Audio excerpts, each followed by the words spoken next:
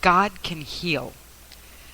This is going to be a short essay about my son Sam. As you can see below, you can see that he used to wear a tag around his neck that said, "Hi, my name is Sam, I do not speak," till the age of about 9, all the way to graduating with high honors. And I'm going to tell you how he did this. I almost said how we did this, because it takes a village. You see, when he was born, he was different. I remember when they gave him to me and they put me on my chest. He was like a ladybug. He didn't move. He was a little bit darker than my other son, and I just knew he was different. He was very placid, and his bilirubin was very high, and he had severe jaundice, and they almost had to give him a blood transfusion, but they were able to get it under control, and they kept him for 10 days for observation. And I remember that empty feeling coming home to my complex, and everybody standing outside waiting to see the new baby, and I didn't have him yet. And so by the time I did bring him home, everybody was very excited to see him. But there was something about him that was different. He didn't look at you. He didn't react. Actually, he was constantly called antisocial. Wow, he's not too social, is he? Wow, he's very shy, isn't he? I just knew he was not like my older son. And as time went on, I kept waiting for him to be normal. I kept waiting for him to look at me, for him to react, for him to do something. But there was just something about him that just didn't seem like what I would have expected a baby. He acted different.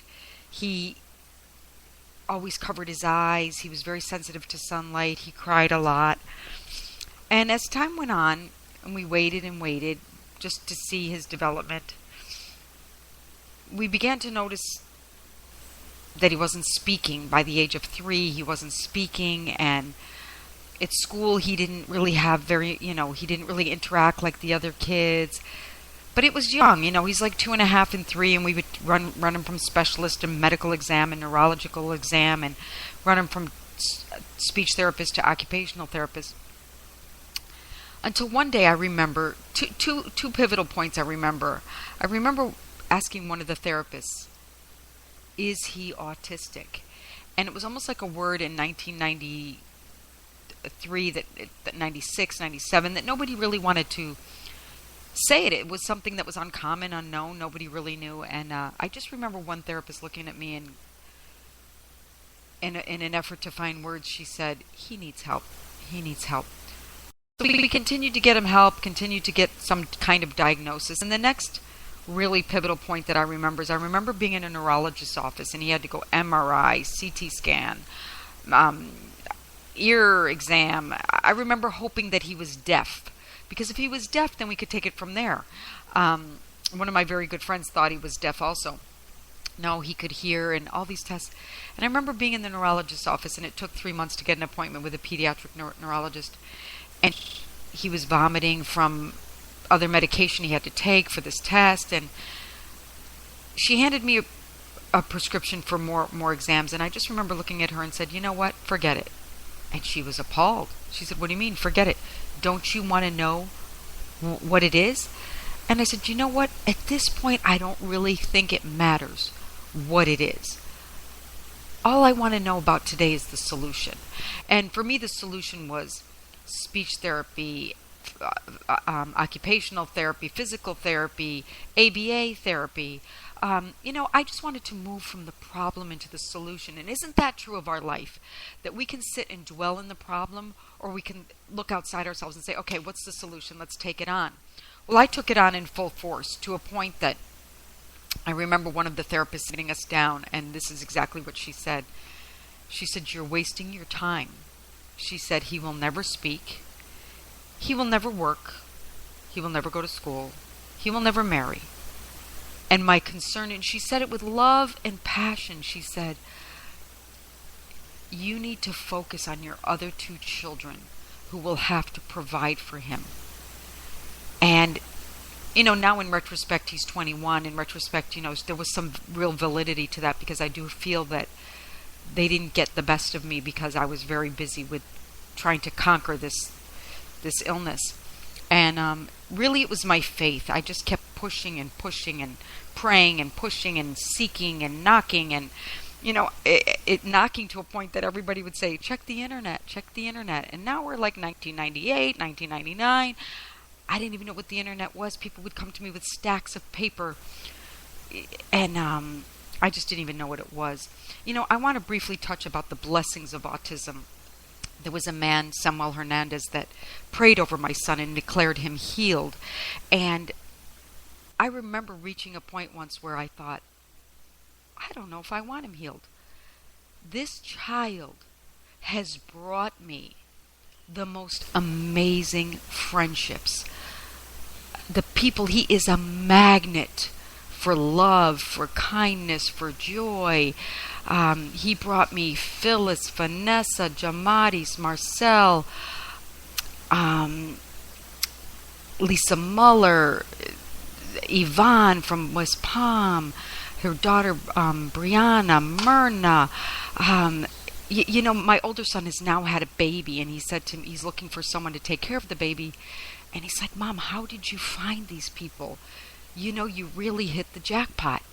And I did. I really did. I can't imagine my life without Vanessa or without any of them. They've been so kind and so loving and so embracing of my son. The biggest challenge we had, though, was getting him in a school. No school would take him. No school. English, Spanish, special ed, private, public. I even wrote the President of the United States asking him if he could go to school on the Army base, because no school would take him, and I was told no. And just remember calling out to the Lord one night and saying, Lord, if you do not find a school for my son immediately, I'm leaving this island. I live on an island. And yes, he was homeschooled. Yes, and I don't have anything against homeschooling. But homeschooling for a child with autism or antisocial behavior isn't what that type of child needs. And within a week or two, I opened my newspaper, and it said Fountain Christian Bilingual School in Carolina, where I live, in the town that I am, in English bilingual and Christian. I couldn't have asked for anything more. And when I approached the school with his book of evaluations, big thick book of evaluations, the young lady, Mireli Font, said, well, let's look this over. We'll let you know. And when I went back, she and Adamaris Mendoza, they both looked at me with love and passion and compassion in their eyes, and they said, you know what? We really genuinely want to help your son, but we're a brand new school, and we really don't think there's anything we can do for him. And I just remember feeling like every single door had closed and it's time to pack up. And as I walked out of the school, my son said his first sentence, first cognitive, clear sentence. I don't know if it can be written that well, but it was like this. It was, Mom,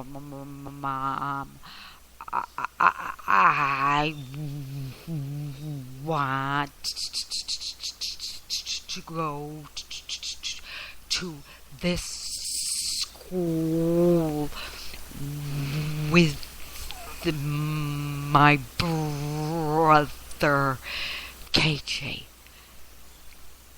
I just remember this feeling, and it's a feeling that a mother will climb mountains. She'll humiliate herself. She'll push through, and I can honestly say this is one of the traits that's given me boldness, is when you're advocating and fighting for someone you love and someone that needs you so desperately, you really don't care about anything. And I went back to the school and I said, you know what? I need him to go to the school. What can we do? And Pastor Otoniel and Pastora Omaida Font really, really went the extra mile to educate my son and to admit him into the school. Now, it wasn't easy. It wasn't easy. There were requirements that had to be met. I had to pay a private tutor. I had to make sure that private tutor had insurance. And I had to agree that if my son became a disturbance to the other children, that I would remove him from the school. But I was willing to do anything, and those didn't seem like unreasonable requirements. And he went to school, but you know what? He was a mess. He was in the 3rd grade. He couldn't assimilate. He cried, he threw tantrums.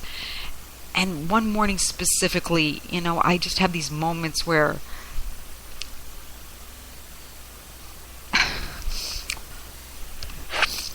I didn't think that I could take much more, do much more. I just wanted to surrender. And this one morning I was sitting with him at school.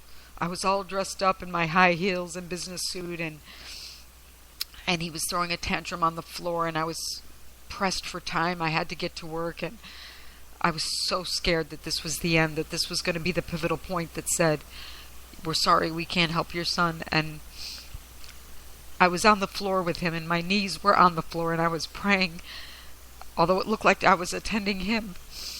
And the pastora walked by me, and as she was approaching me, I just knew. I said, "This is it. It's over." And she glanced down at us and she said, "I want you to know we consider it an honor to have him in our school." And that's when I knew I was safe. I was safe.